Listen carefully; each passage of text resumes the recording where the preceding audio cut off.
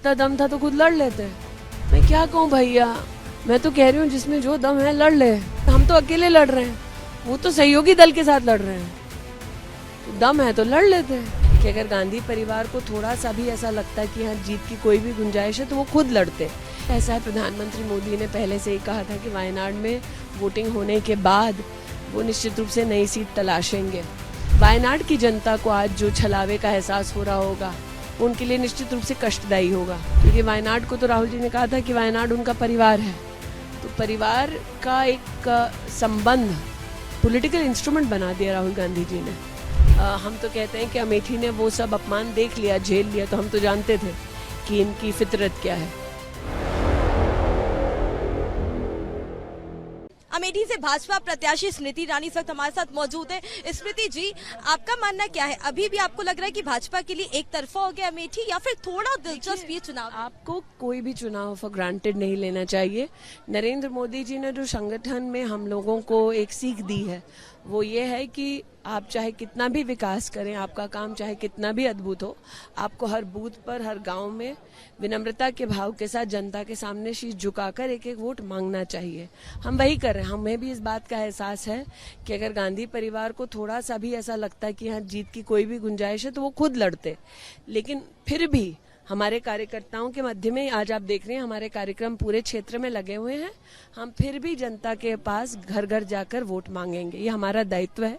जनता का ये अधिकार है कि उनके नेता आए, उनके सामने शीश झुकाएं। स्मृति ईरानी जी, कई सारी बातें कही जा रही हैं। राहुल गांधी क्यों अमेठी छोड़ के रायबरेली से पर्चा भरा आज उन्होंने? आपको क्या लगता है, क्या स्ट्रैटेजी उन्होंने चूज की है? सेफ सीट होने की वजह से या आपसे डर गए वो? देखिए, ऐसा है, प्रधानमंत्री मोदी ने पहले से ही कहा था कि वायनाड में वोटिंग होने के बाद वो निश्चित रूप से नई सीट तलाशेंगे। वायनाड की जनता को आज जो छलावे का एहसास हो रहा होगा उनके लिए निश्चित रूप से कष्टदायी होगा, क्योंकि वायनाड को तो राहुल जी ने कहा था कि वायनाड उनका परिवार है। तो परिवार का एक संबंध पॉलिटिकल इंस्ट्रूमेंट बना दिया राहुल गांधी जी ने। और आज वायनाड जितनी आहत हुई होगी, हम तो कहते हैं कि अमेठी ने वो सब अपमान देख लिया, झेल लिया, तो हम तो जानते थे कि इनकी फितरत क्या है। जी, एक और चीज, कांग्रेस ने स्ट्रैटेजी प्लान की है कि अगर राहुल गांधी जीत जाते हैं रायबरेली तो वायनाड से फिर प्रियंका गांधी चुनाव लड़ेंगी। अभी तो वो स्टेप अप नहीं कर रही है अपनी पॉलिटिकल जर्नी, लेकिन ये स्ट्रैटेजी रिवाइज। गांधी परिवार की स्ट्रैटेजीज पर क्या टिप्पणी करूंगी, आप उनसे पूछिए उनकी क्या स्ट्रैटेजी है। इतनी स्ट्रैटेजी कर रहे थे, इससे तो अमेठी हार गए। एक और बात स्मृति ईरानी जी, वो ये भी लगातार ये बात बोल रहे हैं कि अगर राहुल गांधी अमेठी से लड़ते तो पूरे दिन स्मृति ईरानी वर्सेस राहुल गांधी होता रहता। कांग्रेस ने जो नया नैरेटिव बनाया है, बीजेपी उसको चेंज कर दे। स्वीकार कर रहे हैं कि वो डर के गए हैं, वरना क्यों बोलते हैं ऐसा? हमने तो नहीं बोला, हम में से किसी कार्यकर्ता ने नहीं बोला ये।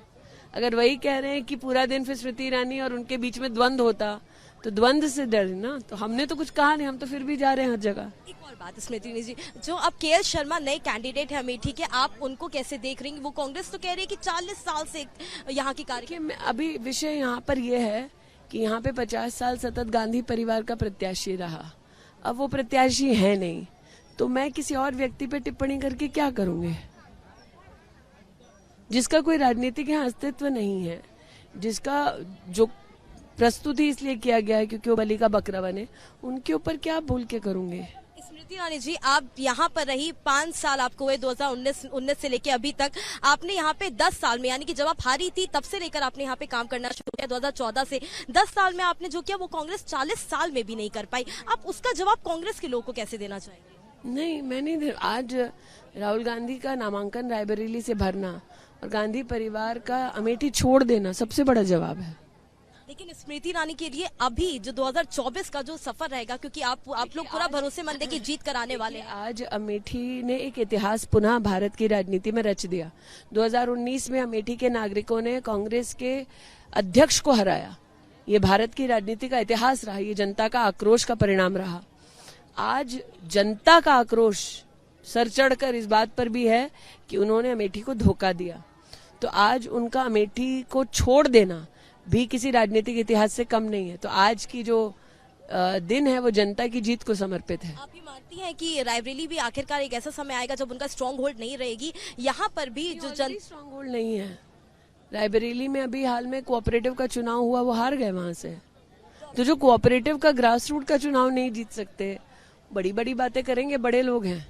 कांग्रेस को लगता है सेफर सीट है, लेकिन है नहीं, आप मानते हैं? कोऑपरेटिव का चुनाव जो ना जीत पाए, तो बड़ी बड़ी बातें करना ठीक है, लेकिन आज विशेष रूप से मुझे इस बात का आनंद है कि जो भी परिवर्तन हुआ वो अमेठी के साधारण गरीब नागरिक की वजह से हुआ। तो आज भी साधारण नागरिक की आवाज में कितना दम है वो अमेठी के नागरिकों ने सुना दिया पूरे देश को।